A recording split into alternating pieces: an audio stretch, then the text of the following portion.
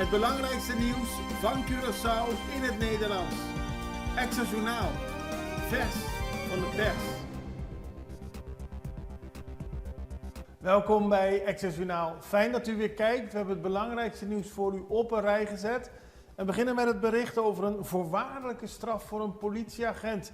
Het Hof van Justitie heeft gisteren een politieagent met de initialen DE, staat hier in de krant. Die is veroordeeld tot een voorwaardelijke gevangenisstraf van 6 weken. Een voorwaardelijke ontzegging van 2 jaar om zijn functie als politieagent uit te oefenen en een taakstraf van 80 uur. Houdt hij zich niet aan de voorwaarden, dan moet hij alsnog 40 dagen de gevangenis in. Het is een straf in hoger beroep, want in eerste aanleg was hij veroordeeld tot 2 maanden voorwaardelijke gevangenisstraf en een ontzegging van 3 jaar om zijn functie uit te oefenen. Het Hof lichtte gisteren toe dat hij is geschorst sinds 2024. De man heeft 29 dienstjaren en het gaat allemaal om de achtervolging op 27 september 2021. De politie achtervolgde toen lange tijd een auto. Daar werden schoten gelost en uiteindelijk is een 18-jarige overleden. Wat DE heeft gedaan, want hij was niet aanwezig bij die achtervolging, maar hij heeft een meldingsformulier ingevuld en dan heeft hij bewust verkeerde informatie in opgezet. In plaats van dat er stop, stop zou zijn geroepen, schreef hij, werd er wapen, wapen geroepen en daarmee was het volgens hem logischer dat de politie uiteindelijk die schoten loste. Nou, hij heeft dus gelogen op het meldingsformulier en dat is ook in een hoger beroep reden om hem te straffen. Maar de straf die hij nu heeft gekregen betekent dat hij zijn actieve dienst bij de Korpspolitie Curaçao kan voortzetten en zijn baan niet verliest als hij dus de straf heeft uitgezeten. Hij zit niet in de gevangenis, maar hij moet wel een taakstraf doen. Economie met 5,1% gestegen in 2025. Dat heeft het Centraal Bureau voor de Statistiek gisteren bekendgemaakt. Het gaat om een eerste voorlopige berekening. En de groei is vooral te danken aan de sterke opleving van het toerisme en goede prestaties in verschillende economische sectoren. Zo kende de horeca met meer dan 10% de grootste groei. En ook de bouwsector deed het goed met een stijging van meer dan 9%. Daarnaast groeide de financiële dienstverlening met bijna 10%, transport met 7% en de handel met bijna 7%. Dus het gaat goed met de economie van Curaçao. SDK bevindt zich in slechte staat. Dat heeft de fractie van Man Pin laten weten. Giselle McWilliam van die fractie is samen met Suzy Media Reumer naar het SDK gegaan. Op de video kun je zien dat er op verschillende plaatsen in het SDK sprake is van achterstallig onderhoud. Eerder had Giselle McWilliam al vragen gesteld, maar nu is ze daadwerkelijk, zijn ze naar het SDK gegaan en hebben het er onder meer over dat bij de atletiekbaan de renovatie niet goed is uitgevoerd. En terwijl er toch heel veel topsporters, scholen, sportfederaties en organisaties die binnen de gemeenschap sporten, dat die actief zijn in het SDK. Daarom doet de Man Pin-fractie een dringend beroep op de regering om duidelijkheid te geven over de status van de verschillende renovatieprojecten. Volgens Creatour is diefstal van beesten een groot probleem. Dat staat vandaag in de krant. Al in 2024 hebben de Verenigde Coöperaties aan de ministers Pik Pisas en Javier Silvania een plan overhandigd om te waarborgen dat Curaçao zijn eigen voedsel kan produceren. Maar wordt er dus ook gesproken over de diefstal van dieren, veediefstal. En tot nu toe is er niet met de organisatie gesproken en die laten weten dat er toch veel meer aandacht voor moet zijn. En dat heeft natuurlijk allemaal te maken met die zaak die heel veel aandacht kreeg. Begin deze week toen een man in zijn hoffie zag dat er geiten waren gestolen en hij eigen rechter speelde tegen een van de verdachten. Steun voor opgesloten geitenhouder, dat gaat over die zaak. De man die zag dat zijn geiten waren gestolen, ging zelf achter de vermeende dieven aan. Dat liep helemaal uit de hand, omdat hij werd gebeten door een verdachte. En toen uit zelfverdediging, zo zegt hij, met een kapmes sloeg. En daarbij raakte de verdachte geitendief een oog kwijt. De man die dat gedaan heeft, de geitenhouder, zit nu vast in Barber. En er kwamen gisteren 150 mensen tijdens een stille actie naar Barber toe om hun steun te betuigen aan de veehouder. Volgens hem heeft hij niks verkeerds gedaan en heeft hij in een reflex gereageerd toen hij werd gebeten. Er waren boodschappen voor een man zoals wij staan achter je. Dat werd luid geroepen en dat kon hij ook in zijn cel horen, zo is de verwachting. De veehouders die vinden dat er daadwerkelijk meer moet worden gedaan om veediefstal te voorkomen. En mensen die daartoe zich verzetten, zouden niet mogen worden opgesloten. Dat is hun punt. Ferrylanding, tijdelijk buiten gebruik. Dat heeft CPA gisteren bekendgemaakt. Tussen 19 juli en 9 juli is de ferrylanding in Otrabanda tijdelijk buiten gebruik wegens noodzakelijk onderhoud. Tijdens deze periode vindt het op- en afstappen van de veerboot enkele meters verder plaats. Dus er verandert niet zoveel, maar je moet niet zonder na te denken naar je oude vertrouwde plek gaan. Let even op de omgeving. Kijk niet alleen maar naar je telefoon en dan weet je dat je gewoon nog gebruik kunt maken van de ferry. TUI zegt, ABC-eilanden zijn extreem populair. Dat blijkt wel uit het grote aantal toeristen dat hier komt. 100% bezetting en groeiend aantal vluchten. Het geldt voor de ABC-eilanden, voor Aruba, Bonaire en Curaçao. TUI Fly ziet zeer hoge bezettingsgraden en plant meer vluchten om aan de vraag te voldoen. Vanaf komende winter zet TUI 2 extra vluchten per week naar Curaçao. En daarmee komt het totaal aantal vluchten per week naar de eilanden voor het gehele winterseizoen op 16. En dat blijkt wel dat mensen graag hier komen. Dat blijkt uit de cijfers natuurlijk van het toerisme. Maar het zorgt ook dat er heel veel vraag gewoon is om lekker op vakantie naar Aruba, Bonaire of Curaçao te gaan. Goed nieuws dus en ook goed nieuws dat er veel mogelijkheden zijn om hier naartoe te komen vliegen. Wij gaan even naar een break. We zijn zo terug.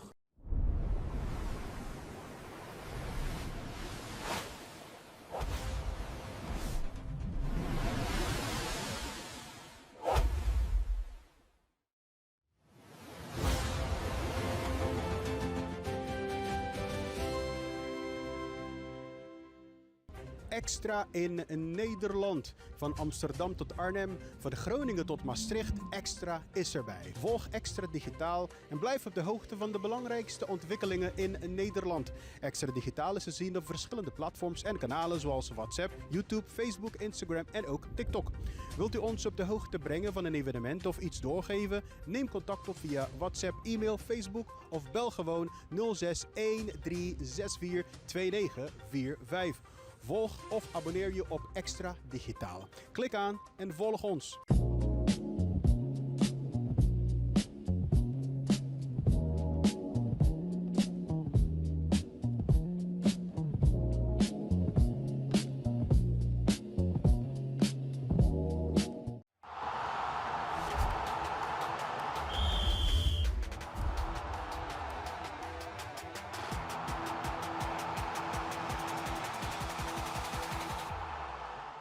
Dan gaan we naar de Blue Wave, de blauwe karavaan. Supporters, er zijn een groot deel van de Curaçao supporters in Amerika. Die gaan nu naar Kansas City, want daar wordt zaterdag tegen Ecuador gespeeld. En u ziet op de beelden Reli Ignacio, onze fotograaf, die interviewt verschillende mensen onderweg naar Kansas City.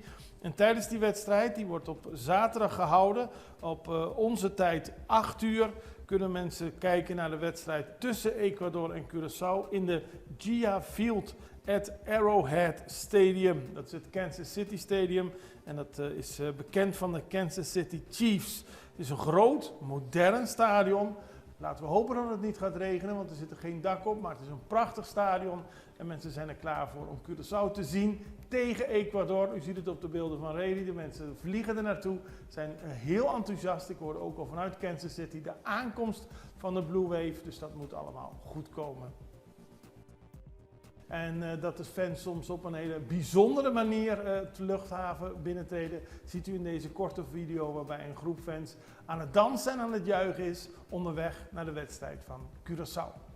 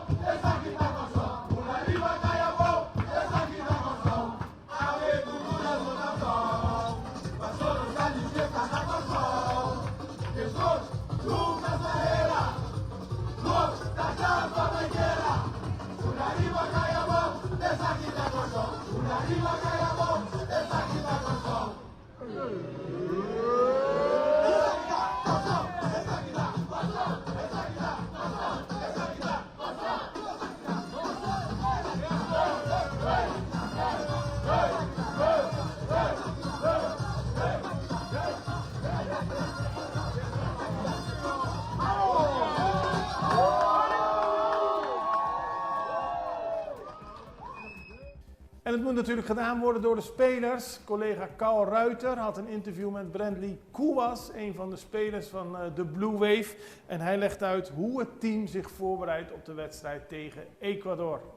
Brandley, zaterdag hebben we een wedstrijd tegen Ecuador na die nederlaag tegen Duitsland.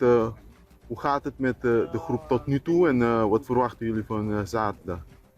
Kijk, je wist dat het tegen Duitsland enorm moeilijk zou worden. En, het is jammer dat het iets grotere uitslag is geworden dan we hadden gehoopt. Maar het is iets waar we van moeten leren en weten dat ze het goede team zijn. En gericht richting Ecuador we hebben volle vertrouwen in. We trainen hard, we hebben een goede visie. Dus het gevoel zit goed, alles zit goed bij ons mentaal. Dus alles is oké.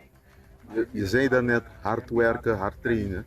Je hebt hard gewerkt om terug te komen in de selectie. Vertel even over het seizoen die je had bij Volendam en hoe je eigenlijk terugkwam hier in de selectie. Ja, ik heb een goed seizoen bij Volendam achter de rug gehad. Ik heb 7 goals, 5 assists. Ik speelde alles. Alles ging gewoon goed. En toen kwam ik weer terug bij selectie en dat was voor mij het mooiste wat er mij kan overkomen natuurlijk, nu richting WK. Dus ik ben hartstikke blij met dat. Ik ben heel gelukkig dat ik hier weer mag zijn. En dat ik elke dag met deze jongens op het veld mag staan, doet me heel goed. Je speelde dit jaar als een spits. Sommigen noemen het een valse nummer 9. Welke positie voel je comfortabel om erin te kunnen spelen? Op spits, op 10, op vleugelaanvaller? Welke is de beste positie voor jou? Ja, het is moeilijk om te zeggen, want ik ben wat ouder nu geworden. Ik ben mentaal sterk om te weten op wat er van me gevraagd wordt op welke van de positie. Dus als het een spits is, als je spits spelen, met 10 spelen als het 10 rechts buiten. Dus het is niet specifiek een positie, maar met alles ben ik blij. Als ik minuten kan krijgen, ben ik ook heel erg blij.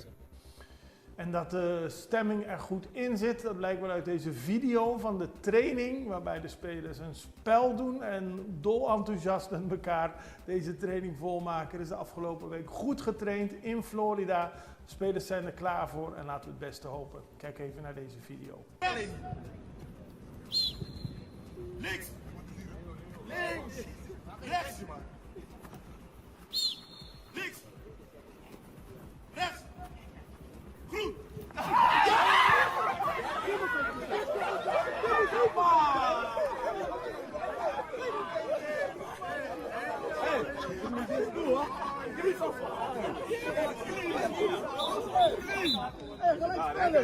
Gelijk spel. Gelijk spel.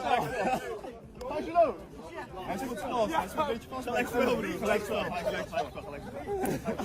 Ik geef dan.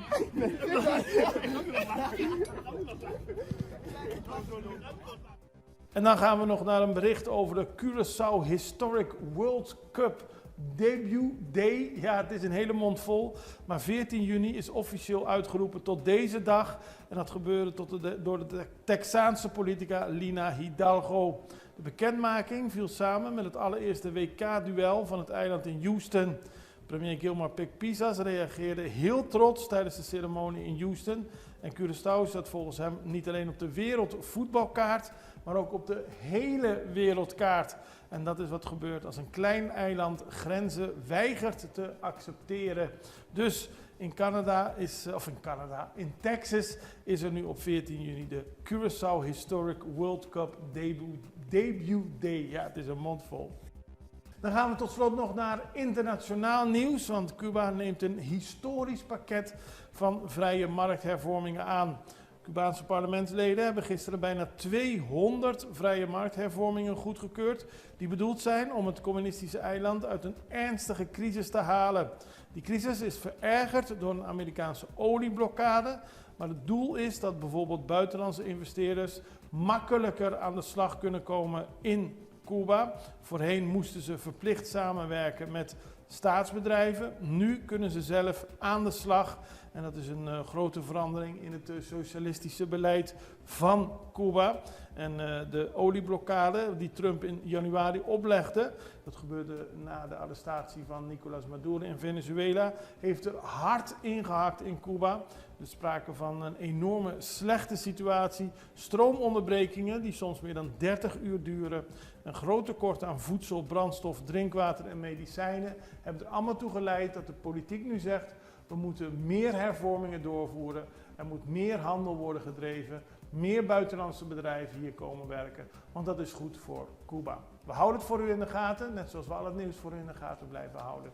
En we wensen u vooral een hele fijn weekend met mooie wedstrijden. Curaçao speelt natuurlijk tegen Ecuador. Ook speelt Nederland voor de Oranje fans tegen Zweden. En bijvoorbeeld vanavond kunnen we ook nog naar Brazilië kijken. Dus er is genoeg te genieten van het WK voetbal. Tot maandag, tot ziens, dag.